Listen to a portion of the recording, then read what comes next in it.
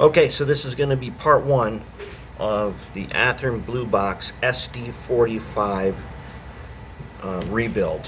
What we got here, my all-time favorite locomotive is the Athearn SD45 Blue Box version. So I want to have the most of any locomotives, I think. It's this thing. I've got one that's coming down the track right now. And like the SDP40, in fact, it is exactly the same mechanism, same frame, everything is the same thing. Here's one that I did way back in the early 90s. And I just love this locomotive. I've done so many of these, and some of them, sometimes I change the hood to scale width hoods. But like the SDP40, they have a real problem in negotiating turnouts, especially number 6.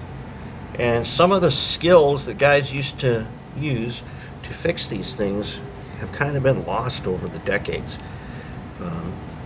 Being able to fix up your locomotives to negotiate, especially Atlas number 6 turnouts with these, is a lost art. But we're going to do it again.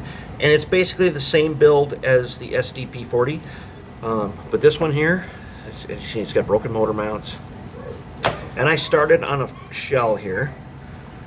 So this is a total rebuild. This is actually a GE cab. An Atlas cab. I think it's one of these right here. So this is kind of a mashup of parts. I shaved the dynamic brakes off. And not because I'm going to make this a non-dynamic brake version. I'm going to do something different on the top here. Something to make it look modern, as if it was rebuilt in the year 2000, say 25, maybe even later. We'll do something like that. I got to get all this paint off here too. This paint's really stubborn. I painted it once before and I don't like it, and I got to do a better job on putting this cab on here. We'll get to the body work later. Right now, what we want to do is we want to break this thing down quickly, and then we will move. And I won't make this video like hours long like some of the other ones. So this thing is basically untouched. I don't know if it doesn't appear, the wheels are really dirty, but other than that, this thing looks like it didn't see a lot of running use. So the motor mounts are dry rotted. We're going to dig those out. So we're going to remove the spring clip, as always. Let's pull out our big screwdriver here. Okay, and we're just going to break this thing down totally. I'm going to see if I can remove this.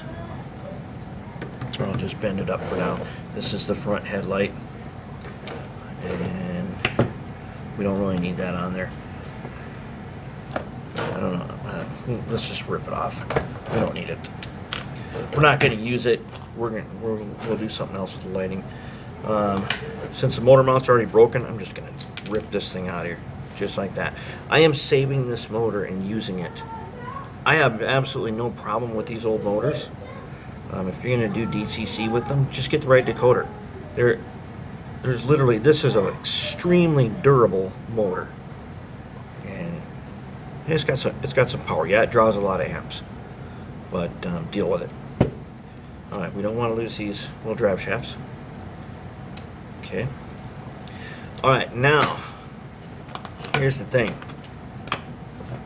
Headlight was on the front, and if you are not sure, this is your first time doing this, one of the things you want to do is remember which way these things are facing. Now, the rule is on the track, the locomotive is pointed that way. The arrow on your power supply is pointed that way. You go that way, okay? I call this engineer side, the red side.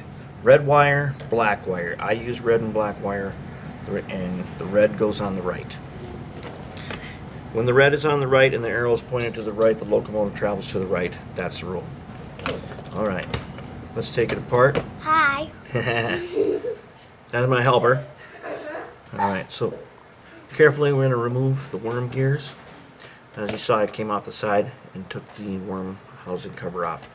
Okay, we'll take the worm gears out. We got to clean all these. And then, like before, like we did last time, we need to grease the worm, and we need to oil the thrust washer tiny bit. Okay, now she lifts out. We're going to disassemble these trucks carefully without breaking them. That's one of the tricks to these locomotives, is getting the trucks apart.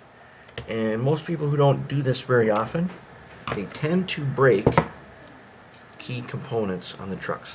But right now, we got some dry rotted motor mounts in here, and we're just going to punch those out. Yeah, they're totally dry rotted. And rather than me scratch building something, I happen to have extra motor mounts, and I'm going to use those I'm going to put new ones in there. I'm not going to show you how to scratch build a motor mount on this one. That's something we'll save for something that's in much worse shape. All right, we got it down to the frame. And this frame, I am not going to strip it down and repaint it, none of that kind of stuff. But I am going to frame mount couplers. We'll get to that later. We're going to frame mount couplers, not body mount on this one. And if you have done that before, you know that one of the problems with frame mounting is the frame has live power to it. And if you use KD number 5s, and on an SD45 you generally use a metal coupler, if you do, you can get a charge in your coupler, and sometimes you get a short. And we're gonna have to deal with that. Okay. Let's get these trucks disassembled. In fact, truck disassembly, we're going to make that part 2 video.